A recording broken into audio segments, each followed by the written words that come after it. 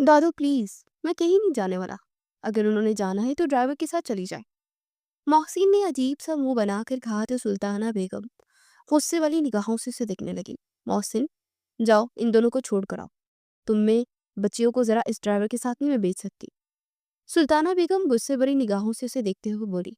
तो मोहसिन अजीब सा मुंह बनाने लगा। दादो प्लीज, मैं बहुत ज्यादा थका हुआ हूँ। मैं अभी ऑफिस से आया हूँ ना। इन्हें भेज देना ड्राइवर के साथ, कुछ नहीं होता।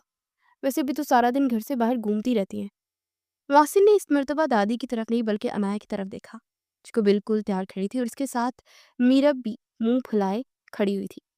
अनाया की दोस्त की शादी थी और वो ही मीरब को अपने साथ लेकर जा रही थी। मोहसिन, बस, अब मैं तुम्हारी कोई बात नहीं सुनूंगी। उन्हें आगे की देर हो रही है। जाओ, छोड़ कर आओ और उसके बाद आराम करना। सुल्ताना बेगम ने आखिरी फैसला सुनाया तो मोहसिन बेचारे को उठना ही पड़ा। वो अभी अभी ही तो ऑफिस से वापस आया था और अभी तक उसने चेंज भी नहीं किया था। वो मुंह के जाविये बिगाड़ता हुआ टेबल से कारी की चाबी लेता हुआ बाहर की तरफ गया तो अनाया और मीरब भी उसके पीछे पीछे चल दी। भाई, आप हमें लेने भी आ जाइएगा। फंक्शन रात तक होगा तो हम कैसे अकेले वापस आएंगे? मीरब बोली तो मोहसिन को मजीद गुस्सा आ गया। मैं छोड़ने जा रहा हूँ, यही गनीमत समझ लो। मैं लेने के लिए नहीं आऊंगा, भले तुम्हें वहीं पर रहना पड़ जाए। वो गाड़ी में बैठता हुआ बोला तो अनाया को बहुत ज्यादा गुस्सा आ गया। मीरब, उसके मुंह लगने की जरूरत नहीं है। मैं सुंदर से कह दूंगी, वो हमें अपनी गाड़ी में ही घर भिजवा देगी। अनाया की बात मोहसिन ने सुन ली थी और इस वक्त उसके चेहरे पर बेइंतहा गुस्सा छा गया था।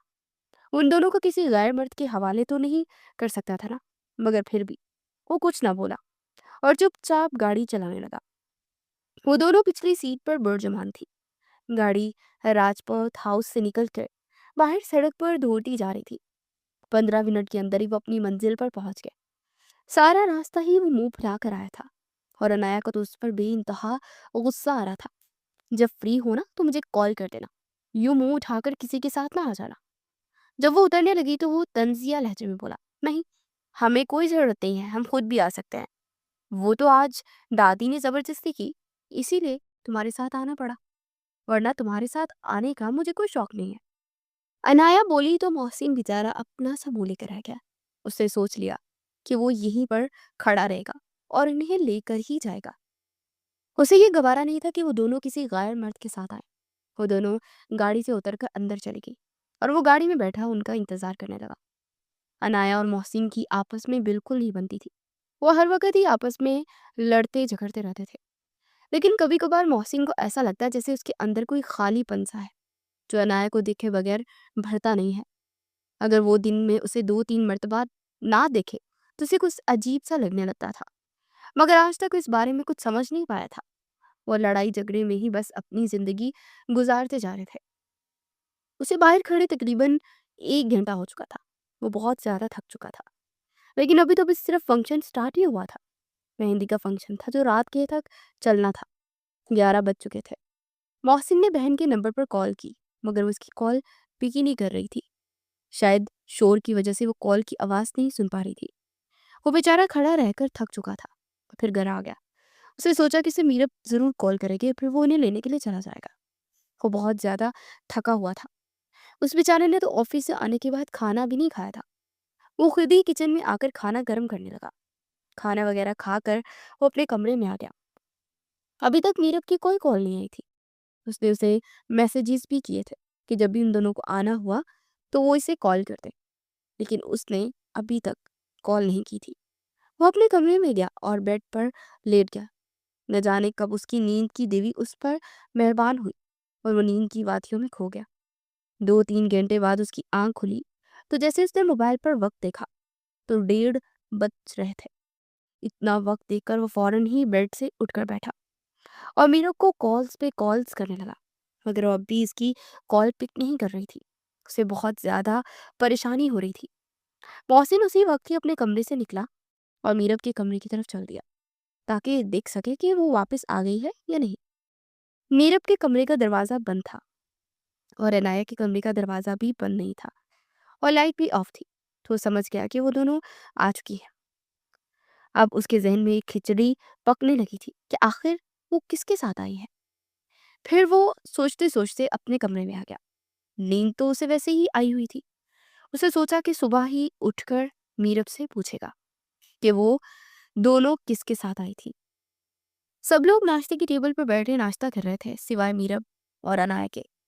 वो रात देर से वापस आई थी, इसीलिए अभी तक उनकी आंख नहीं खुली थी और वो उन दोनों के उठने का इंतजार कर रहा था कि पूछ सके। ये तो उसके लिए एक अना का मसला बन गया था कि वो पूछने के लिए बेताब था। नाश्ता वगैरह करने के बाद वो ऑफिस जाने से पहले ये पता लगाना चाहता था, इसलिए वो ऊपर पहुंच गया। मीरब के कमरे का दरवाजा तो अब भी बंद था। वो तो अब भी नहीं उठी थी, इसलिए उसे मजबूरन अनाया के कमरे में जाना पड़ा। जैसे ही उसके कमरे में दाखिल हुआ तो वो ड्रेसिंग टेबल के सामने खड़ी बालों में कंघा कर रही थी। फौरन से वो बेड की तरफ भागी और दुपट्टा कांधों पर फैलाने लगी। तमीज नहीं है तुम्हें? इस तरह किसी के कमरे में आते हैं क्या? वो गुस्से से खा जाने वाली निगाहों से उसे देखते हुए बोली। तो मोहसिन का मूड बिगड़ गया। वो कुछ और पूछने आया था, मगर अब उसका इरादा बदल चुका था। वो लंगे लंबे डाक बढ़ता आगे बढ़ा और उसका हाथ सख्ती से थाम लिया। ज्यादा जुबान लड़ाने की जरूरत नहीं है, अपनी औकात में रहो, वरना। वो इससे आगे कुछ न बोल पाया और अगले अल्फाज उसके मुंह में ही दम तोड़ गए। वरना क्या? क्या कर लोगे तुम? वो किसी शेरनी की तरह उस पर दहाड़ने लगी थी। तुम सारी बातें छोड़ो और मुझे ये बताओ कि तुम दोनों मेहंदी से किसके साथ वापस आई थी? वो इस बात को गोल मोल करता हुआ अपने मकसद की तरफ आ चुका था। तुमसे मतलब? चाहे हम जिसके साथ भी आए। वो अब भी बेइंतहा गुस्से में थी और उसका गुस्सा उसके चेहरे से वाज़िया तौर पर दिखाई दे रहा था। उसकी आंखें और गुस्से की वजह से इस वक्त लाल अंगारा हो रही थी। उसकी बात सुनकर जो मोहसिन पहले ही गुस्से में था, मजीद गुस्से में आ गया और आगे बढ़कर उसका मुंह अपने हाथ में पकड़ लिया। और उसका मुंह सख्ती से पकड़ा था और वो अपनी आंखें फाड़ फाड़ कर गुस्से से उसे देख रही थी, जैसे कह रही हो कि ये क्या तमाशा है। मगर उसका मुंह उसके हाथ में था, इसलिए वो कुछ बोल नहीं पाई। अगर आइंदा तुम किसी और के साथ आई तो मुझसे बुरा कोई नहीं होगा, और ये बात याद रखना, वरना मैं तुम्हें ऐसी सजा दूंगा कि तुम सारी जिंदगी याद रखो। वो सख्ती से उसका मुंह छोड़ता हुआ वहां से चला गया, पर वो आंखों में नमी लिए सोचने लगी कि आखिर इस पागल को क्या हो गया। वो कभी भी उस पर इस तरह का हुक्म नहीं चलाता था, लेकिन आज वो ना जाने उस पर ऐसा हुक्म क्यों चला कर गया था। वो अपने कमरे में आया और हर चीज तहस नहस करने लगा।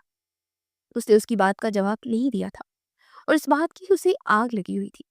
और वो खुद भी सोच रहा था कि आखिर मुझे क्या हो रहा है, मैं क्यों उसकी इतनी परवाह कर रहा हूँ। मगर इस बात का जवाब उसके दिल में छुपा था और इस वक्त वो दिमाग से सोच रहा था, फिर जवाब कहाँ से मिलना था। अब उसका मूड इतना बिगड़ चुका था कि उसका ऑफिस जाने का भी दिल नहीं कर रहा था। उसी वक्त जेब से मोबाइल निकाला और मैनेजर को वो कॉल करने लगा कि मैं आज नहीं आ पाऊंगा। और वैसे भी वो किसी के यहाँ काम नहीं करता था। दफ्तर उसका अपना ही था, जिसे वो बड़ी ठाठ के साथ चला रहा था। मीरब और अनाया दोनों ही नीचे आ चुकी थी और अब दोनों ही नाश्ता कर रही थी। अनाया, क्या हुआ है? तुम्हारा मुंह क्यों बना हुआ है? मीरब नाश्ता करते हुए बोली तो वो जिसका मूड वाकई में बहुत ज्यादा खराब था, एकदम से चिल्लाने लगी। मीरब, समझा लो अपने भाई को। मेरे ऊपर ज्यादा धौंस जमाने की बिल्कुल भी जरूरत नहीं है। मैं कोई इसकी गुलाम हूँ जो मैं उसकी हर बात मानूं? वो बोले जा रही थी और मीरब को कुछ समझ नहीं आ रहा था। अनाया, हुआ क्या है? क्या कह दिया भाई ने अब तुमसे? उन दोनों के दरमियान हमेशा यही झगड़े रहते थे, इसीलिए मीरब पूछ रही थी कि अब इन दोनों के दरमियान झगड़ा किस बात पर हुआ है। ज्यादा हुक्म चला रहा था और पूछ रहा था कि हम रात को किसके साथ आए थे। उससे क्या, हम जिसके साथ भी आए, हम कोई छोटी बच्चियां हैं? अनाया ने बोला तो मीरब को चुप लग गई। यार, तुमने भाई को बताया तो नहीं ना कि हम सुंदस के भाई के साथ आए थे? अगर भाई को पता चल गया ना तो वो बहुत ज्यादा नाराज होंगे और मेरा तो घर से निकलना ही समझो बंद हो जाएगा। मीरा परेशानी के आलम में बोली तो नफी में सर हिलाने लगी। मैं कोई पागल थोड़ी ना हूँ, मैंने ऐसा कुछ नहीं बताया, और तुम भी कुछ मत बताना। वो दोनों आपस में राजो नियाज कर रही थी। वो नहीं जानती थी कि पीछे मोहसिन राजपूत खड़ा गुस्से बड़ी निगाहों से उनकी बातें सुनते उन्हें देख रहा था। उनका रुख दूसरी तरफ था। वो किचन के दरवाजे के करीब खड़ा उन दोनों की बातें सुन रहा था। उसके हाथ में पानी का जग था वो अभी-अभी अपने कमरे से पानी लेने के लिए किचन में आया था। उसे गुस्से से वो जग फर्श पर फेंका तो शीशे का जग हज़ारों टुकड़ों में बँट गया। शोर की आवाज़ सुनते वो दोनों पागलों की तरह घबराकर पीछे मुड़कर देखने लगी। जैसे ही मोहसिन को देखा तो मीरब का सांस ही खुश्क हो गया। वो उसका भाई था और उससे बड़ा भी था। उस पर पूरा हक रखता था। लेकिन अनाया रिलैक्स सी बैठी थी। वो उसे घास भी नहीं डालती थी। वो अपने माँ बाप की इकलौती थी बेटी। और माँ बाप के जाने के बाद वो माँ के साथ ननियाल आ गई थी और बचपन से यहीं पर रह रही थी। तो ये भी उसका अपना ही घर था। वो लंबे लंबे रग बढ़ता आगे है और उस पर चिल्लाने लगा। मैंने तुम लोग से कहा था ना कि मुझे कॉल कर लेना, तो फिर क्यों नहीं की कॉल? वो गुस्से के आलम में बोल रहा था। मीरा बेचारी थर थर कांप रही थी। उसे तो पहले ही बड़ी मुश्किल से आगे पढ़ने की इजाजत मिली थी। मोहसिन को मंजूर नहीं था कि उसकी बहन लड़कों वाले कॉलेज में पढ़े, लेकिन बड़ों के दबाव की वजह से उसने इजाजत दे दी थी। और अनाया तो उसकी बात ही नहीं सुनती थी। ज्यादा चिल्लाने की जरूरत नहीं है। हम कोई तुम्हारे गुलाम थोड़ी ना है जो तुम्हारी बात माने। तुम भी तो अपनी मर्जी से आते जाते हो, तो हम आ गए तो इसमें कौन सा गुनाह हो गया है? मीरा चुप खड़ी थी, लेकिन अनाया उसकी बातों का जवाब देने लगी थी। उसकी बातें मोहसिन के दिल को जला रही थी। उसका दिमाग फटने लगा था। मीरब जो डरी हुई थी फौरन से वहां से भाग गई, लेकिन अनाया वहीं पर खड़ी मर्दाना वार उसका मुकाबला करने लगी। ज्यादा जुबान चलाने की जरूरत नहीं है, वरना गति से खींच लूंगा मैं।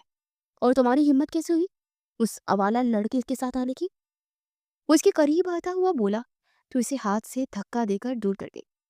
ज्यादा करीब आने की जरूरत नहीं है, और मैं आऊंगी, 1000 बार आऊंगी।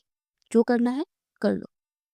वो ये कहती हुई फौरन से किचन से निकल गई और वो गुस्से से अपने सर के बाल मुट्ठियों में जकड़े रह गया। जितना फुदकना है ना फुदक लो, मैं देखता हूँ अब तुम कैसे घर से बाहर निकलती हो। तुम्हारी पढ़ाई बंद ना करवा दी तो मेरा नाम भी मोहसिन राजपूत नहीं। वो गुस्से से खुद कलामी करने लगा था। फिर फौरन से अपने कमरे की तरफ चल दिया। वहां जाकर भी उसे सुकून नहीं मिल रहा था। उसे गुस्सा आ रहा था कि आखिर वो गैर मर्द के साथ कैसे आ सकती है। उसे जितना ज्यादा गुस्सा मीरब पर था, उससे कहीं ज्यादा अनाया पर था। वो अपनी गलती तस्लीम ही नहीं कर रही थी। और फिर जब भी वो अनाया को देखता था तो उसे अजीब सी फीलिंग आने लगती थी, जिसे वो आज तक नहीं समझ पाया था। वो सारा दिन ही कमरे में रहा और सोचता रहा कि उन दोनों की पढ़ाई कैसे बंद करवानी है। शाम की चाय पर जब सब लोग लॉन में बैठे चाय एंजॉय कर रहे थे, तो इसने अपनी बात छेड़ दी। पप्पो, मुझे आपसे एक बहुत ही जरूरी बात करनी है। जी, फूफो के जान बोलो, क्या बात है? रज़िया बेगम बड़े प्यार से बोली। वो हमेशा ऐसे ही मोहसिन के को दामाद की नज़र से ही देखती आई थी और हमेशा बेटी को समझाती थी कि उससे इज्जत से पेश आया करे। रज़िया बेगम ने आज तक बेटी को तो ये नहीं बताया था कि उनके क्या इरादे हैं। बस वो दबे लफ्ज़ों में उससे यही कहती थी कि उसके सामने वो तमीज़ से रहा करे। फूफो, आपको पता है ना कि रात को ये दोनों किसके साथ आई हैं? ये सुंदस के भाई के साथ वापस आई थी, जो मुझे बिल्कुल भी मंजूर नहीं है। मीरब को मैंने समझा दिया है, मगर अनाया मेरी बात नहीं सुन रही है। आप उसे समझा दीजिए, मुझे ये सब मंजूर नहीं है। वो बोला तो रज़िया बेगम गुस्से भरी निगाहों से बेटी को देखने लगी। अनाया ने उनसे कहा था कि वो सुंदस की बाबा के साथ ही आएगी, इसीलिए वो खामोश हो गई थी। अनाया, ये मैं क्या सुन रही हूँ? अनाया और मीरब भी वहीं पर बैठी थी। अम्मी, वो मैं तो वो अनाया के घबराहट के मारे उससे कुछ बोला भी नहीं जा रहा था। अपनी माँ की दिल से इज्जत करती थी और उनके सामने जुबान लड़ाने का वो सोच भी नहीं सकती थी। अनाया, ये तुमने अच्छा नहीं किया है। तुमने मुझसे झूठ क्यों बोला? तुम मुझे सच भी तो बता सकती थी ना। रजिया बेगम ही तहा गुस्से के आलम में बोल रही थी। रजिया, बस कर दो, बच्ची की जान लोगी क्या? जो हो गया सो हो गया, आइंदा वो ख्याल रखना, ठीक है? सकीना बेगम बोली तो मीरब और अनाया को कुछ सुकून आ गया। वो दिल की नरम थी और उन्हें अनाया बड़ी अच्छी लगती थी। वो इनकी नन की बेटी थी।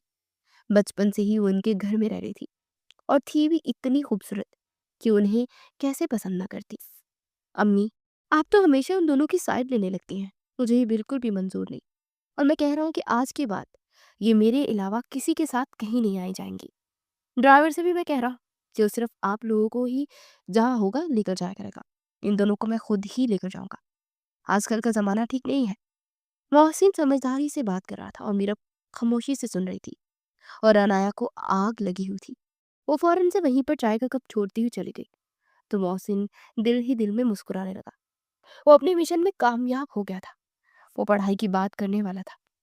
दादो, मैं तो कहता हूँ कि इनकी पढ़ाई भी बंद करवा देनी चाहिए। बस इतना पढ़ ली है काफी है। बाहर रहकर ये खुदसर होती जा रही है। मोहसिन ने पढ़ाई की बात की तो सुल्ताना बेगम नफी में सिर हिलाने लगी। नहीं बेटा, लड़कियों की तालीम भी उतनी ही जरूरी है जितनी कि लड़कों की। बस इन दोनों का ये आखिरी साल ही तो है रहता। उसके बाद फटाफट इनके हाथ बस पीले कर दूंगी। सुल्ताना बेगम मुस्कुराते हुए बोली तो सब ही मुस्कुराने लगे। मीरब शर्मा कर फौरन ही वहां से भागी। मीरब और अनाया दोनों ही हम उम्र थी, लेकिन मोहसिन उन दोनों से 7-8 साल बड़ा था और पढ़ाई मुकम्मल करके बिजनेस संभाल रहा था। अनाया ने अपने कमरे की हालत खराब कर दी थी। एक भी चीज उसकी जगह पर नहीं थी। वो इतने गुस्से में थी कि उसने अपनी फेवरेट चूड़ियां भी तोड़ दी थी, जो कि ड्रेसिंग टेबल के सामने पड़ी थी। उसे इतना गुस्सा आ रहा था कि उसका दिल चाह रहा था कि मोहसिन का गला दबा दे, जो दिन ब दिन उसके रास्ते तंग करता जा रहा था। मोहसिन राजपूत में भी अनाया राजपूत हूँ। मैं बताऊंगी तुम्हें कि तुमने किससे पंगा लिया है। वो गुस्से में खुद से ही बातें करने लगी थी और उसके जहन में फौरन से एक प्लान आया और वो इस पर अमल करने का सोचने लगी। वो अपने कमरे से निकली और साथ वाले कमरे में घुस गई। साथ वाला कमरा मोहसिन का था और इससे साथ वाला कमरा नीरब का था। वो कमरे में गई और इधर से उधर कोई खास चीज ढूंढने लगी। वो ड्रेसिंग टेबल की दराज खोल कर देख रही थी। अचानक उसकी निगाह एक बॉक्स पर पड़ी तो उसे लेकर अपने कमरे में भाग गई। वो जानती थी कि इसमें इसकी फेवरेट घड़ी है। वो इसे आते साथ ही अपनी अलमारी में छुपा कर कमरे से बाहर निकल आई। उसने अपना लहजा नॉर्मल कर लिया था। वो अपने लहजे से ये जाहिर नहीं करना चाहती थी कि वो कुछ करके आई है। वो जैसे ही सीढ़ियां उतरकर नीचे जाने लगी तो वो ऊपर आ रहा था। उसे देखकर मोहसिन के चेहरे पर एक तंजिया मुस्कुराहट आ गई। मोहतरमा, तुम क्या समझती थी कि तुम अपनी मनमानी कर लोगी? अब देखो मैं तुम्हारे साथ करता क्या हूँ। तुम तो मेरी मर्जी के बगैर इस घर से भी नहीं निकल पाओगी। मुझे तुम पर बहुत अफसोस है। वो तंजिया हंसी के साथ बोला तो अनाया भी चोट करने से बाज नहीं आई। मिस्टर मोहसिन राजपूत, आपने गलत जगह हाथ डाल लिया। मैं भी अनाया राजपूत हूँ। अब देखो तुम्हारा कैसे जीना हराम करती हूँ। वो ये कहती हुई सीढ़ियां उतरकर नीचे पहुंच गई। मोहसिन को उसकी बात पर गुस्सा नहीं आया था। वो जानता था कि वो कुछ भी नहीं कर पाएगी। घर वाले उसी की बात मानते थे। वो घर का इकलौता मर्द था। बाप के जाने के बाद उसने बिजनेस संभाल रखा था और इस घर में दादों के बाद उसकी ही चलती थी। वो अपने कमरे में आया और लैपटॉप खोल कर बैठ गया। जो ऑफिस का काम करने लगा था, खाना खाने का उसमें दिल नहीं था, इसलिए काम करने के बाद वो वहीं पर सो गया। सुबह उसकी आंख जल्दी खुल गई और आज उसे ऑफिस भी लाजमी जाना था। शॉवर वगैरह लेने के बाद वो ड्रेसिंग टेबल के सामने खड़ा तैयार हो रहा था। तैयारी मुकम्मल करने के बाद वो अब खुद पर परफ्यूम छिड़क रहा था। उसे बहुत ज़्यादा परफ्यूम पसंद था। वो हमेशा तेज परफ्यूम ही इस्तेमाल कर किया करता था। परफ्यूम लगाने के बाद उसने जैसे ही दराज खोलकर घड़ी निकालना चाही तो उसके मुंह पर 12 बज गए। वो दराज की चीजें उलट पुलट करके देख रहा था। घड़ी कहाँ गई मेरी? वो खुद कलामी करते इधर उधर ढूंढ रहा था, मगर उसे घड़ी कहीं नहीं मिल रही थी। उसे पूरे कमरे की तलाशी ले ली मगर घड़ी कहीं भी नहीं थी। उसे ऑफिस से लेट हो रहा था, इसलिए वो घड़ी पहने बगैर ही बाहर आ गया। अम्मी, क्या आपने मेरी घड़ी कहीं देखी है कि मैं पिछले महीने दुबई से लाया था? वो नीचे आकर फौरन से माँ से घड़ी के बारे में पूछने लगा। बेटा, मैंने तो कहीं नहीं देखी। तुम कहाँ किसी को अपने कमरे में जाने देते हो? और मुलाजमत से सफाई भी मैंने अपनी निगरानी में ही करवाई थी। तुम अच्छे से देखो, वहीं कहीं होगी। सकीना बेगम ने चाय का कप उसके सामने रखते हुए कहा, नहीं अम्मी, मैंने सारा कमरा देख लिया है। मेरी घड़ी कहीं भी नहीं मिल रही। प्लीज घड़ी ढूंढ दीजिए ना। वो बहुत खास घड़ी थी। आपको तो पता है वो कितनी महंगी थी। वो चाय का सिप लेते हुए बोला तो सकीना बेगम हाँ में सर हिला गई। अनाया जो डाइनिंग टेबल पर बैठी नाश्ता कर रही थी, उसके चेहरे पर अचानक से हंसी आई, जो मोहसिन ने भी देख ली थी। सकीना बेगम उसे नाश्ता देने के बाद किचन में चली गई थी। तुम्हें किस चीज की हंसी आ रही है? वो अजीब-सा मुँह बनाकर बोला, तो संजीदा लहज़ा बनाकर चुपचाप ही नाश्ता करने लगी। आज मीरा अपने कॉलेज नहीं जाना था, बल्कि अनाया ने अकेले ही जाना था। नाश्ता करने के बाद वो उठकर वहाँ से चला गया, तो अनाया भी उसके पीछे-पीछे आ गई। वही इन दोनों को कॉलेज छोड़ा करता था। पहले कभी-कभार वो ड्राइवर के साथ चली जाया करती थी, लेकिन अब तो सुल्ताना बेगम ने उसे सख्ती से कह दिया था कि उन्हें मोहसिन के साथ ही जाना है। वो पिछली सीट पर बुर्जमान हुई और ड्राइविंग सीट संभाल गया वो। गाड़ी राजपूत हाउस से बाहर निकल गई। चुपचाप वो पिछली सीट पर बैठी मोबाइल इस्तेमाल कर रही थी और मोहसिन गाहे बेगाहे एक नज़र मिरर पर डालकर पीछे बैठी हसीना को भी देख लेता। वो इतनी हसीन थी कि किसी की भी उस पर निगाह नहीं टिकती थी, लेकिन एक मोहसिन था जो हर वक्त उससे लड़ता झगड़ता रहता था। उसकी वजह सिर्फ मोहसिन की रोक टोक और गुस्सा नहीं था, बल्कि दोनों तरफ से ही बराबर का रद्द-ए-अमल था। वो भी तो हर वक्त उसे न जाने क्या क्या सुनवाती रहती थी। उसे कॉलेज छोड़ने के बाद वो ऑफिस आया। आज का दिन बहुत मसरूफ गुजरा था। दोपहर को वो अपने कॉलेज से उसे लेने के लिए आ गया था। वो दोपहर में घर लंच करने के लिए आता था। आते वक्त भी उसने आपस में कोई बात नहीं उन्होंने की थी। घर पहुंचकर अनाया फौरन से अपने कमरे में चली गई। उसे बहुत ज्यादा हंसी आ रही थी। सुबह वाली बात उसे अभी भी नहीं भूली थी। वो खुश हो रही थी और वो समझ रही थी कि उसने उसे तंग करके रख दिया है। उसने सोचा कि वो 2-3 दिन घड़ी अपने पास रखने के बाद दोबारा उसके कमरे में रख आएगी, ताकि वो ये सोचने पर मजबूर हो जाए कि आखिर उसे हो क्या गया है। उसने सामने पड़ी चीजें पर नजर नहीं डाली थी। 2-3 दिन बड़े आराम से गुजर गए। कोई दोनों का कोई आमना सामना ना हुआ। अनाया 2-3 दिन घर पर ही पढ़ाई करती रही थी। उनके मदर मिड टर्म्स होने वाले थे, इसलिए वो घर पर तैयारी करना चाहती थी। दोपहर का वक्त था।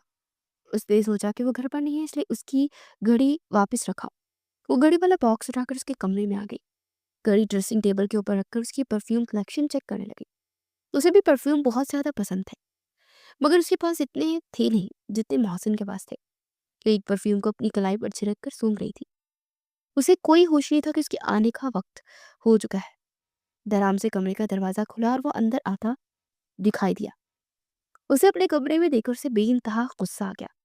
ये जैसे उसकी निगाह ड्रेसिंग टेबल पर पड़ी घड़ी के बॉक्स पर गई, तो वो किसी खतरनाक शेर की तरह उसकी तरफ देखने लगा।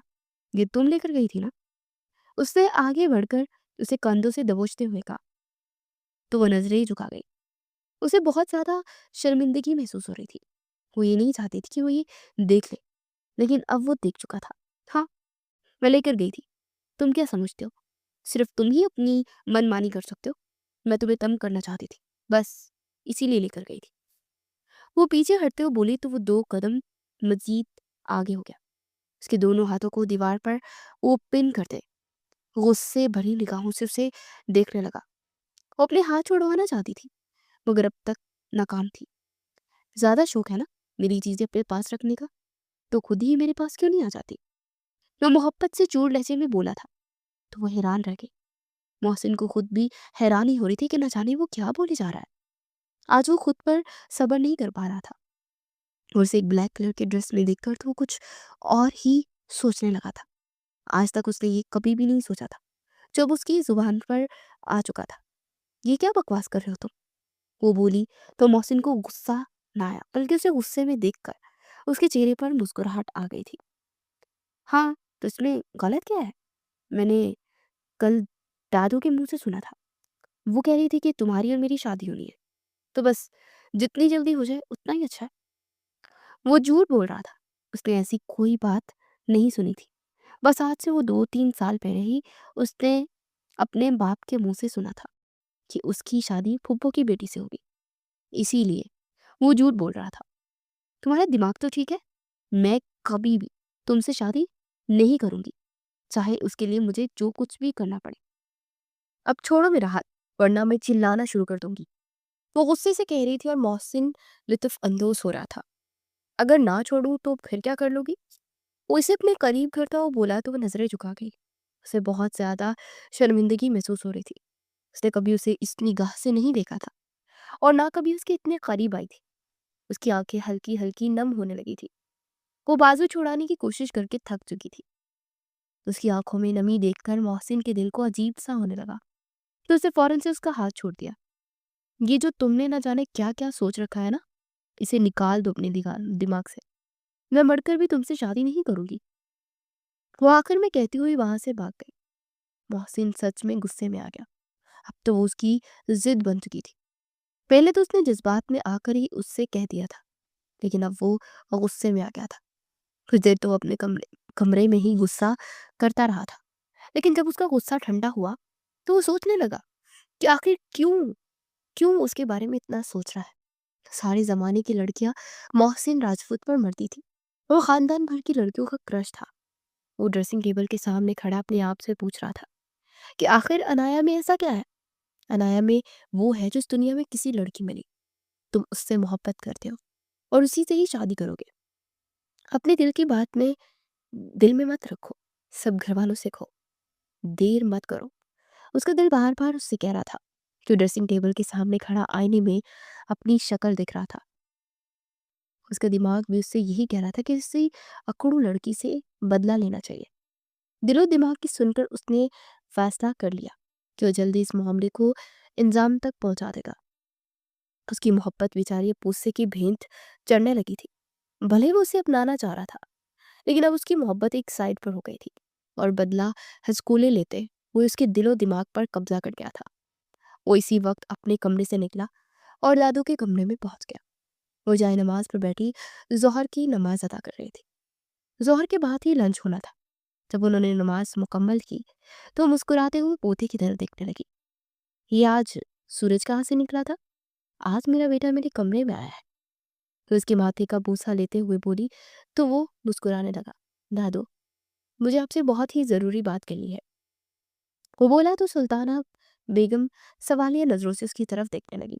दादू, मुझे बाबा ने कहा था कि मेरी शादी अनाया से ही होगी। मैं चाहता हूँ कि बाबा की बात पूरी कर दी जाए। वो बोला तो सुल्ताना बेगम खुशी से पागल हो गई। वो भी तो यही चाह रही थी ना। लेकिन उनकी बेटी और बहू कहती थी कि अभी अनाया पढ़ रही है। ठीक है बेटा, मैं बहुत जल्द ही तुम्हें खुशखबरी दूंगी। बस तुम शादी की तैयारी करो। वो बोली तो मोहसिन के दिल में छुपी हुई मासूम मोहब्बत उमड़ उमड़ कर बाहर आने लगी। वो दिल ही दिल में खुश हो रहा था। उसका दिल चाह रहा था कि उसे जल्द ही पा ले। लेकिन अगले लम्हे उसकी अना का हमला हुआ। तो वो तंजिया हंसी हंसने लगा। वो सोच रहा था कि जब वो उसके पास आएगी तो इसे इतना जज करेगा कि उसका जीना ही हराम कर देगा। दादी के कमरे से निकलकर वो डाइनिंग एरिया की तरफ चल दिया। उसकी माँ और फुप्पो मुलाजमा के साथ खाना लगवा रही थी। मीरब शायद अपने कमरे में पढ़ाई कर रही थी और अनहाय अपने कमरे में गुस्से से पागल हो रही थी। वो खाना खाने के लिए नीचे नहीं आई थी। उसे सोच लिया था कि वो आज ही अपनी माँ से ये बात करेगी कि उसे उससे शादी नहीं करनी। अगर उन लोगों ने उस पर जबरदस्ती की तो वो अपनी जान ले लेगी। हनाया ने आज तक उसे इस निगाह से नहीं देखा था। अगर देखती तो शायद पसंद भी कर लेती। एक चॉकलेटी हीरो था जिस पर सारी दुनिया की लड़कियां मरती थी। लेकिन बचपन से ही वो एक दूसरे से बस जकड़ते आए थे। बस इसीलिए वो उसे पसंद होती जा रही थी। उसे मालूम ही नहीं था कि वो दादी के कान भर चुका है। खाने के दौरान ही सुल्ताना बेगम ने मौका देखकर बहू और बेटी से बात कर ली। तो माँ के हुक्म पर खामोश हो गई और कह दिया कि जैसे आपकी मर्जी। वो खुशी खुशी ही दफ्तर वापस आया था। खाना खाने के बाद रजिया बेगम बेटी के कमरे में पहुंच गई। वो चाहती थी कि आज उसके कान में ये बात डाल देनी चाहिए। उन्होंने अपने भाई को इसी वक्त जुबान दे दी थी जिस दिन उनके यहाँ अनाया की पैदाइश हुई थी। उन्होंने आकर अनाया से वही बात की तो हत्थे से ही उखड़ गई। अम्मी, मैं आपसे कह रही हूँ, मैं इस बंदर से शादी नहीं करूंगी। अगर आपने मुझ पर जबरदस्ती की तो मैं अपनी जान ले लूंगी। वो बोली तो रजिया बेगम की आंखों से आंसू निकलने लगे। उन्हें अपनी बेटी और अपनी तरबियत पर इतना तो यकीन था कि वो उनका मान रख लेगी। माँ की आंखों में आंसू देखकर वो भी अफसरदा हो गई। अम्मी, आप ऐसे तो मत करें। इस तरह मुझे परेशानी होगी। प्लीज, आप मेरी बात समझे। उसकी और मेरी केमिस्ट्री मैच नहीं होती। वो इनका हाथ थामते हुए बोली तो वो एक झटके से अपना हाथ छुड़वा के, तुम्हें क्या चाहिए? मेरी बेइज्जती हो या मैं रहूं? तुम तो अपनी मनमानी कर लो। ना भाभी और अम्मी के सामने तो मैं ही झूठी साबित होंगी ना। और भाई साहब को मरने के बाद मैं क्या ही वो दिखाऊंगी कि मैंने उनके वादे की लाज ही ना रखी। वो इमोशनल हो गई थी। अम्मी, प्लीज आप ऐसी बातें मत करें ना, मेरे लिए इनकार करना मुश्किल हो जाएगा। वो रोंदी हुई आवाज के साथ बोली तो रजिया बेगम बेटी की तरफ देखने लगी। बेटा, मैं भी तो यही चाहती हूँ कि तुम अपना इनकार वापस ले लो। मोहसिन अच्छा लड़का है, तुम उसके साथ खुश रहोगी। बस अब मैं तुम्हारी और कोई बात नहीं सुनने वाली। अगर तुम मेरी बात नहीं मानती तो तुम्हें अपने मरे हुए बाप की कसम, तुम इस बारे में किसी से कोई बात नहीं करोगी। ये कहते हुए रजिया बेगम वहां से चली गई और अनाया बेचारी सर थामे रह गई। बाप के नाम पर उसकी आंखों से आंसू निकलने लगे। उसे अपने बचपन के वो यादगार लम्हात भी आज तक याद थे जो उसने अपने बाप के साथ गुजारे थे। उसकी उम्र उस वक्त महज 10 साल की थी जब उसका बाप उसे दुनिया में अकेला छोड़कर चला गया था। तब से उसकी माँ ने उसकी माँ और बाप तो माँ को नाराज नहीं करना चाहती थी। इससे सोच लिया था कि वो करवा घूंट पी लेगी और बाद में मोहसिन को इतना जज करेगी कि वो खुद ही से छोड़ देगा। वो सारा दिन अपने कमरे में रही और रात का खाना भी ना खाया। उसकी माँ कई मर्तबा उसे कहने के लिए आई थी, मगर फिर भी वो ना आई। रात का ना जाने कौन सा पहर था, उसे बहुत ज्यादा भूख ने सताया तो किचन में आ गई। वो अपने लिए खाना गर्म कर रही थी कि अचानक से उसने अपने कंधे पर किसी का हाथ महसूस किया। वो फौरन से चीख उठी। वो कोई और नहीं बल्कि मोहसिन था, जो दांत निकालते हुए उसके सामने खड़ा उसे दिख रहा था। उसने बिना सोचे समझे फौरन से जोरदार थप्पड़ मोहसिन के मुंह पर लगाया तो उसकी हंसी दब कर रह गई। वो वहां से जाने लगी, लेकिन मोहसिन ने उसका हाथ थाम लिया और सख्ती से उसे खींचता हुआ अपने करीब कर गया। इस बार वो गुस्से से नहीं बल्कि प्यार से उसे दिख रहा था। उसे पहले तो गुस्सा आया था जब उसने उस पर हाथ उठाया था, लेकिन फिर एक मर्तबा मोहब्बत का जज्बा उस पर हमलावर हो गया। अनाया डर रही थी कि कहीं वो इस पर हाथ ही ना उठा दे। वो मुसलसल नीचे देख रही थी और वो उसके कपकपाते होठों को दिख रहा था। उसका दिल चाह रहा था कि अभी के अभी उससे निकाह कर ले। अनाया मैडम, मैं उस थप्पड़ का बदला तो तुमसे शादी की रात दूंगा। मैं तुम्हें बताऊंगा कि तुमने अपनी जिंदगी की सबसे बड़ी गलती की है। वो चेहरे पर मसनूई गुस्सा सजाए कह रहा था। अनाया को अपनी सांसें रुकती हुई महसूस हो रही थी। मुसलसल अपना हाथ छुड़वाने की कोशिश कर रही थी, मगर वो किसी आम शख्स के लिए नहीं बल्कि मोहसिन राजपूत की गिरफ्त में थी, जिसने आज तक एक दिन भी जिम जाने का नागा नहीं किया था। इसीलिए वो अपना हाथ छुड़वाने में नाकाम रही थी। अनाया का दिल भी धड़कने लगा। उसकी इतना करीब थी कि अनाया की गर्म सांसें मोहसिन को अपने गर्दन पर महसूस हो रही थी और वो इस वक्त मोहब्बत के नशे में धुत था। वो इसका हाथ नहीं छोड़ रहा था और वो नजरें झुकाए हुए थी। उसका बस नहीं चल रहा था कि वो उसका गला ही दबा दे। उसका दिमाग उससे कह रहा था कि अभी भी वक्त है, शादी के लिए इनकार कर दो।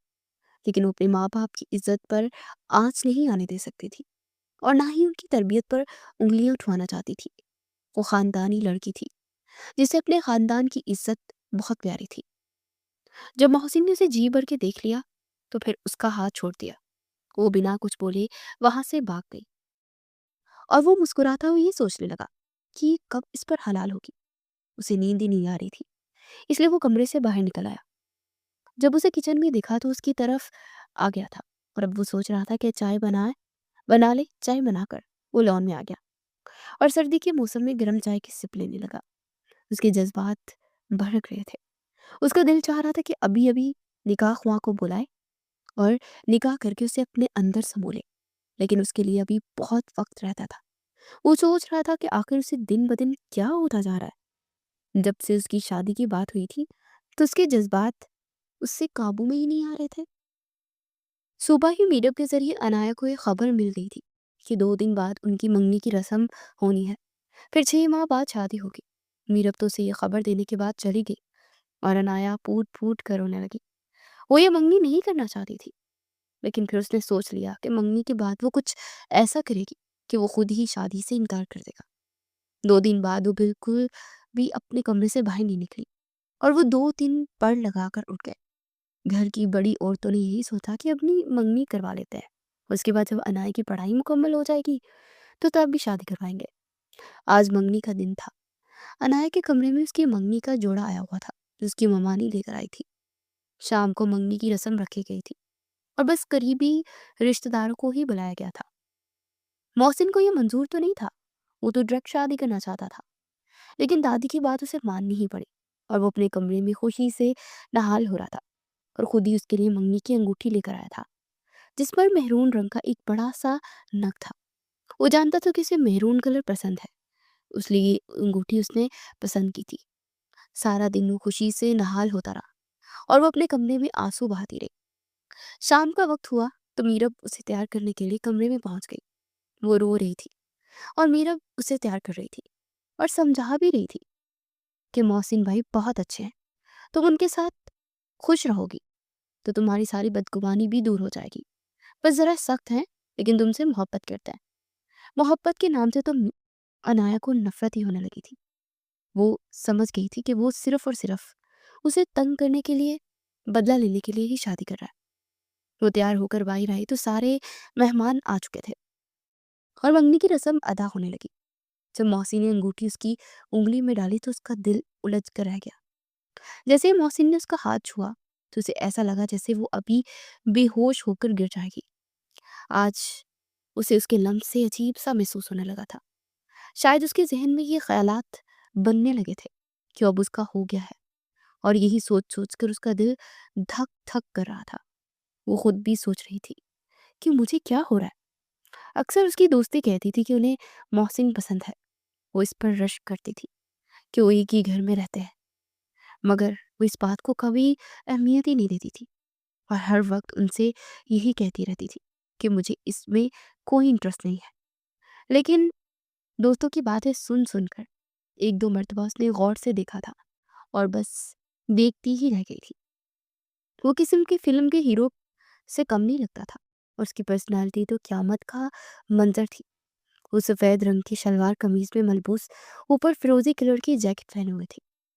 वो फिरोजी कलर की शरारे में मलबूस थी। अनाया ने भी उसे अंगूठी पहनाई थी। उसके हाथ कांप रहे थे। वो खुद नहीं पहनाना चाह रही थी। उसने माँ से कहा भी था कि वो उसे अंगूठी पहना दे, मगर कोई भी उसकी बात नहीं मान रहा था और समझ रहा था कि वो शर्मा रही है। इसीलिए उतनी इतना उसे फोर्स किया कि वो अंगूठी भी पहनाने पर मजबूर हो गई थी। अंगूठी पहनाने के बाद वो फौरन वहां से भाग गई थी। सब मुस्कुराने लगे थे और सब यही समझ रहे थे कि वो लड़की है, इसलिए इतना शर्मा रही है। मीरब भी उसके पीछे पीछे गई और दो चार खानदान की और लड़कियां भी उसके कमरे में पहुंच गई थी और वो सब उसे छेड़ रही थी और वो चेहरे पर मस्नुई मुस्कुराहट सजाए बैठी थी। जो वो उसके कमरे से चली गई तो उसकी आंखों से आंसू निकलने लगे। मेहमान अब जा चुके थे और मौका देखते ही मोहसिन उसके कमरे में आ गया। दरवाज़ा खुला हुआ था।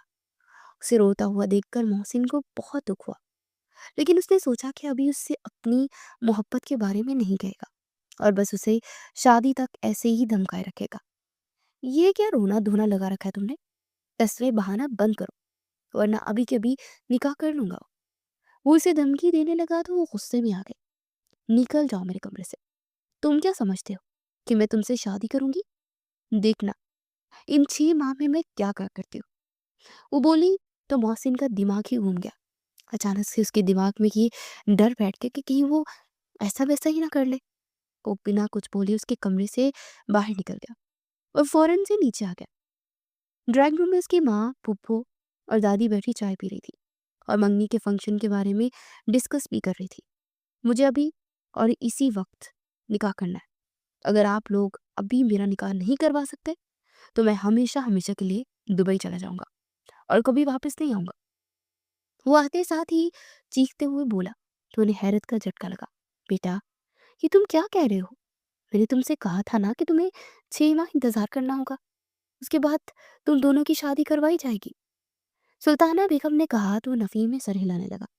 आपने कहा था, लेकिन अब मैं ये कह रहा हूँ कि अगर आप लोगों ने मेरी बात नहीं मानी तो मैं अभी के अभी फ्लाइट बुक करवा रहा हूँ और आप जानते हैं कि जो मैं कहता हूँ मैं वही करता हूँ। उसकी बात सुनकर तीनों खवातीन बहुत ज्यादा डर गई थी। ठीक है बेटा, लेकिन अभी अभी तो निकाह नहीं हो सकता ना। तुम हमें 2-3 दिन का वक्त तो दो ताकि निकाह के इंतजामात वगैरह हो सके। और मेहमानों को भी तो बुलाना होगा ना। सुल्ताना बेगम बोली तो वो कुछ सुकून में आ गया और उसकी बात मान ली गई थी। उसने कह दिया था कि जुमा को ही उसका निकाह होगा और आज बुध का दिन था। उन्होंने बड़ी मुश्किल से उसकी बात मानी थी। वो जानती थी कि वो जिद में आकर कुछ भी कर सकता है। वो अपने कमरे में फातिहाना मुस्कुराहट के साथ मोबाइल पर उसकी तस्वीर देख रहा था जो मीरब ने उन दोनों की एक साथ ली थी। वो तो बस उसे देखे ही जा रहा था। वो इतनी हसीन लग रही थी कि वो तस्वीर में ही उसे चूमते चूमते नहीं थक रहा था। बस मेरी जान, एक दिन मेरे बगैर गुजार लो, उसके बाद मैं तुम्हारी जिंदगी को जन्नत बना दूंगा। हनाया बेचारी इर्द गिर्द से बेगाना अपने कमरे में आराम से सो रही थी। उसे मालूम ही नहीं था कि उसकी पीठ पीछे क्या खिचड़ी पक चुकी है। सुबह जब वो उठी तो कमरे में सफाइयां चल रही थी और उसकी दादी ड्राइंग रूम में बैठी मेहमानों की लिस्ट बनवा रही थी। वो हैरान हुई कि आखिर घर में क्या होने वाला है। दादू, ये आप किस चीज के लिए लिस्ट बनवा रहे हैं? क्या कोई फंक्शन है घर में? वो मासूम से लहजे में बोली तो सुल्ताना बेगम मुस्कुराने लगी। बेटा, कल तुम्हारा निकाह है। मैंने सोचा कि मंगनी के लंबे चक्रों में नहीं पड़ते, बस सीधा ही निकाह करते हैं। सुल्ताना बेगम मुस्कुराते हुए बोली तो उसका दिमाग घूम गया। वो फौरन से अपने कमरे में आई और दरवाजा बंद करके पूट पूट कर रोने लगी। उसे तो यकीन ही नहीं आ रहा था। उसे बिना बताए ही वहां से आ गया था और ये कांड कर दिया था। वो जिसने सोच रखा था कि इन 6 माह में उसे खुद से इतना बदसन कर देगी कि वो खुद ही शादी से इनकार कर देगा। अब पूट पूट कर अपने फैसले की नाकामी पर वो आंसू बहा रही थी। उसके दरवाजे पर दस्तक हुई तो वो आंखें साफ करती वहां पर से आई। उसे सोचा कि शायद मीरब होगी, लेकिन जैसे ही दरवाजा खोला तो बाहर मोहसिन खड़ा था। उसे देखकर उसके मुंह पर ही दरवाजा बंद करने लगी थी, मगर मोहसिन ने एक हाथ से धक्का दिया तो दरवाजा खुलता गया। अब उसके कमरे में खड़ा था। उससे दरवाजे पर कुंडी लगाती थी और वो पीछे होती जा रही थी। मेरे करीब आने की कोशिश मत करना, वरना वरना मुझसे बुरा कोई नहीं होगा। वो इसकी आवाज कांप रही थी और वो डर भी रही थी। वो अब इसकी मलकियत थी और कल ही उसका निकाह भी होना था। वो 2 कदम पीछे हटी तो मोहसिन 2 कदम उसके करीब आ गया। उसे इस तरह परेशान होता देख मोहसिन खुश हो रहा था कि जिस दिन वो उसे असल बात बताएगा तो वो कितनी खुश होगी। वो नहीं जानता था कि बात को मजीद बिगाड़ा है। तुम क्या समझती थी कि तुम जान छुड़वा लोगी मुझसे? अब देखो मैं क्या करता हूँ। बस एक दिन की बात है, फिर तो तुम्हें मेरे पास ही आना होगा। वो इसके कान में सरगोशी कर रहा था और अनाया का दिमाग घूम रहा था। वो उसके सीने पर हाथ रखे उसे पीछे की तरफ धकेल रही थी, मगर वो वैसे का वैसा अकड़ कर खड़ा था। उसे तो कोई फर्क ही नहीं पड़ रहा था और वो अपनी जगह से एक कदम भी पीछे नहीं हटा था। वो नाजुक सी लड़की अपने नाजुक से हाथों से उसे पीछे धकेल रही थी, मगर वो सीना ताने खड़ा था। उन दोनों के दरमियान बस इतना ही फासला था कि उनके जिस्म एक दूसरे से टच नहीं हो रहे थे। मोहसिन ने उसके गालों को छुआ तो वो शर्म के मारे टमाटर की तरह लाल हो गई और आंखें मूंद गई। मोहसिन उसके चेहरे को बड़े गौर से देख रहा था। उसे तो यकीन ही नहीं आ रहा था कोई इतनी खूबसूरत भी हो सकती है। कुछ देर वो उसका दीदार करता रहा और फिर उसके कमरे से बाहर निकल आया। उसके जाते ही वो जमीन पर बैठकर पूट पूट कर रोने लगी। वो अब कुछ भी नहीं कर सकती थी। सब कुछ खुद ब खुद ही होता जा रहा था। वो इतनी परेशान थी कि उसका सर दर्द की वजह से फटा जा रहा था। वो दिन भी गुजर गया और अगला दिन आ गया। जुमा के बाद उन दोनों का निकाह होना था। आज सुबह ही मीरब और उसकी ममानी उसके लिए निकाह के एक हसीन जोड़ा लेकर आई थी। सफ़ेद रंग का जोड़ा जिस पर गोल्डन कलर का काम हुआ था। इंतहाई हसीन था। मोहसिन ने भी अपनी शेरवानी सफ़ेद रंग के लिए ली थी। उस पर भी गोल्डन कलर का नफीस काम किया गया था। वो सारा दिन ही अपने कमरे में बेताब रहा। उसका तो बस ही नहीं चल रहा था कि अभी के अभी निकाह करवा ले और जुमा का वक्त हुआ तो मेहमान भी आना शुरू हो गए। जुमा नमाज के बाद उनका निकाह होना था। सब लोग ड्राइंग रूम में जमा थे। ज्यादा मेहमान नहीं बुलाए गए थे क्योंकि इतनी अचानक इतना सब कुछ हो सकता था। मेहमान भी हैरान थे कि 2 दिन पहले वो मंगनी से होकर गए थे और आज निकाह की खबर आ गई थी। सब समझ रहे थे कि शायद दूल्हा इतना बेसब्रा हो रहा है कि उससे इंतजार नहीं हो रहा, और सच भी यही तो था। लेकिन अनाया समझ रही थी कि वो सिर्फ और सिर्फ उसे तड़पाना चाहता है। और उसे ज़िंदगी अजीरन करना चाहता है। वो अपने कमरे में बिल्कुल तैयार बैठी थी। अभी-अभी ब्यूटी पार्लर वाली लड़की उसे तैयार करके बाहर गई थी। वो ड्रेसिंग टेबल के सामने बैठी अपना जायज़ा ले रही थी। वो इंतहाई खूबसूरत लग रही थी, मगर उसके चेहरे पर उदासी छाई हुई थी। उसने सोच लिया था कि अब उसकी ज़िंदगी जहन्नुम बन जाएगी। थोड़ी देर बाद मीरब आकर उसे नीचे ले गई। सारे मेहमान आए हुए थे। आयना ने अपने चेहरे पर घूंघट डाल रखा था, जिस पर बड़ा-बड़ा मोहसिन की दुल्हन लिखा हुआ था। वो मोहसिन के साथ सोफे पर बैठी थी और निकाह ख्वाने निकाह पढ़ा रहे थे। वो कांपती आवाज़ के साथ बड़ी मुश्किल से कबूल है कह पाई थी। उसकी आवाज़ सुनकर तो मोहसिन के दिल में लड्डू फूटने लगे थे। उसे कबूल कर चुकी थी। उसके बाद मोहसिन ने भी अपनी रजामंदी दी थी। वो कांपते हाथों के साथ अब निकाहनामे पर साइन कर रही थी। निकाह होते ही हर तरफ मुबारकबाद की सदाएं गूंज उठी थी। खाना वगैरह खाने के बाद मेहमान अपने घरों को चले गए। मगरिब का वक्त था। घर के ही लोग रह गए थे। मीरब उसे भाई के कमरे में बिठा आई थी और वो खुद बाहर आ गई थी। जब उसने देखा कि वो उसे इसके कमरे में बिठा तो आई है, तो वहां से जाने लगी, मगर उसकी दादी ने उसे रोक लिया और उसे बड़ी बड़ी नसीहतें करने लगी।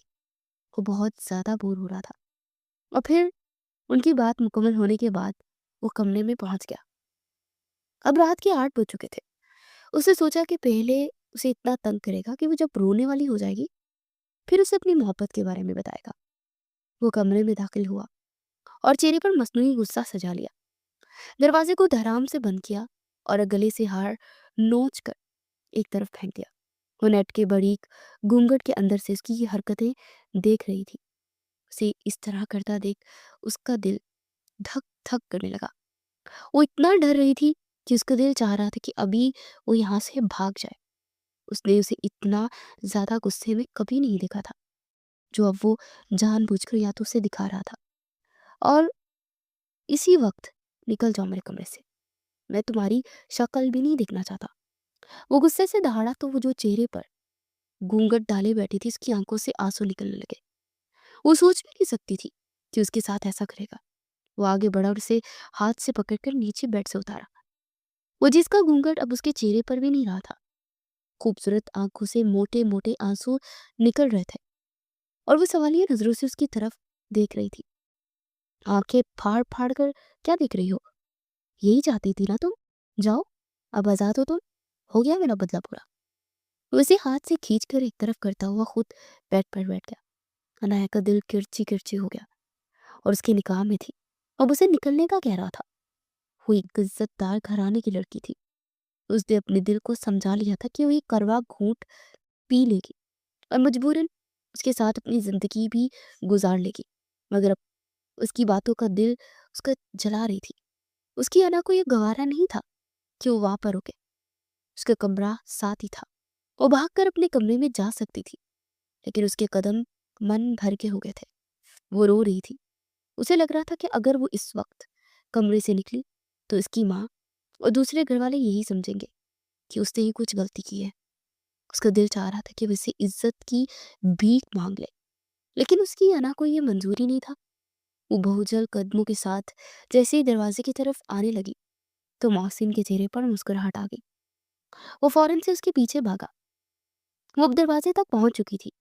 जैसे ही उसका हाथ दरवाजे की कुंडी की तरफ बढ़ा तो मोहसिन ने उसे खींचकर अपने हिसार में ले लिया। वो उसकी बाहों में फड़फड़ाने लगी और फूट फूट कर रोने लगी। मेरी जान, तुम कहाँ जा रही हो? मैं तो बस मजाक कर रहा था। वो इससे कह रहा था, वो बस रोए जा रही थी। फिर अचानक ही उसकी बाहों में जुड़ गई तो मोहसिन के हाथ पांव फूलने लगे। वो बेहोश हो गई थी। वो उसे अपनी बाहों में लिए खड़ा था। वो उसे उठाकर बेड तक लाया और उसे बेड पर लिटा दिया। वो बहुत ज्यादा परेशान हो रहा था। उसका मजाक उसे ही महंगा पड़ गया था। वो ये सब नहीं चाहता था। वो तो बस उसे तंग करना चाहता था। उसने फौरन से पानी का गिलास पड़ा और हाथ से उसके ऊपर पानी छिड़कने लगा। वो बिल्कुल भी नहीं उठ रही थी। जब तीसरी मर्तबा उसने पानी छिड़का तो वो आंखें खोल गई। उसकी आंखों से अब भी आंसू निकल रहे थे। जैसे उसे होश आया तो वो बेड से उतरकर जाने लगी तो मोहसिन ने उसे अपने हिसार में ले लिया। उसे गले से लगाए बैठा था। वो खुद को छुड़वाने की कोशिश कर रही थी, लेकिन अभी तक नाकाम रही थी। अनाया, मैं तुम्हें दिलो जान से चाहता हूँ और मैंने अपनी पसंद से तुमसे निकाह किया है। मेरा बदला लेने का कोई इरादा नहीं है। मैं तो बस तुम्हें तंग कर रहा था। प्लीज़ रोना बंद करो ना।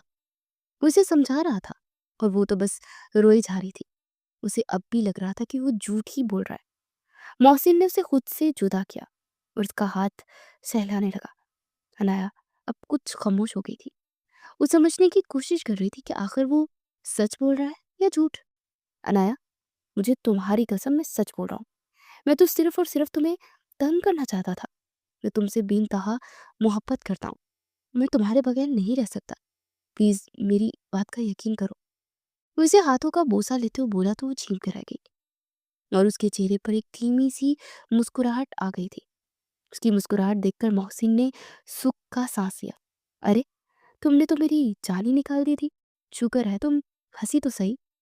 वो उसके माथे पर बोसा देते हुए बोला तो वो शर्म के मारे कश्मीरी सेब की तरह लाल हो गई। आपने तो जो मुझे डरा ही दिया। अगर आज मैं आपके कमरे से निकल जाती तो फिर कभी भी वापस नहीं आती। वो धीमी आवाज के साथ बोली तो मुस्कुराने लगा। मैं कौन सा तुम्हें कमरे से निकलने देने वाला था? मैं कोई पागल थोड़ी ना हूं, जो आज की रात खराब कर देता। वो उसके खाने पर सर टिकाते हुए बोला तो शर्मा गई। उसे तो यकीन ही नहीं आ रहा था कि ये सब सच है।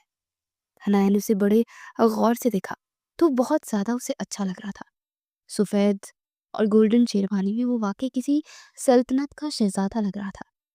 अब उसे अपने दोस्तों की बातें याद आने लगी और वो खुश हो रही थी कि वो शहजादा उसके नसीब में आया है। जब से उसने सुना था कि वो उससे मोहब्बत करता है तो वो जैसे हवाओं में उड़ने लगी थी। क्योंकि लड़कियां इतनी ही मासूम होती हैं। जब उन्हें पता चले कि उनका हमसफ़र उनसे मोहब्बत करता है तो वो भी उससे बढ़कर उससे मोहब्बत करने लगती हैं।